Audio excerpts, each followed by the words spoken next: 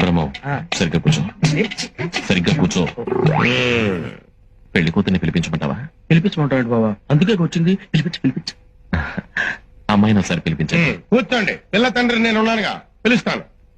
అమ్మా, రాజన్న వచ్చినాడు, పెళ్లి కొడుకు రాంబ్రహ్మ వచ్చినాడు, వాళ్ళ సైడ్ బంధువులు అందరూ వచ్చినారు. ఒక్కసారి వచ్చి పోమ్మా మెరుపుతీగా. పెళ్లి కూతురు నువ్వు చూసావా? నువ్వు చూడలేదా? లేదు, వచ్చి శర్మని గడిపోయినట్టుంది కానీ పిల్ల కనపడలా. మా వాడు అమ్మాయిని సరిగ్గా చూడలేదంట, మళ్ళీ ఒకసారి రమ్మంటారా? అట్టాగా. అమ్మా, రాజన్న వచ్చినాడు, పెళ్లి కొడుకు రాంబ్రహ్మ వచ్చినాడు, వాళ్ళ సైడ్ బంధువులు అందరూ వచ్చినారు. ఒక్కసారి వచ్చి పోమ్మా మెరుపుతీగా.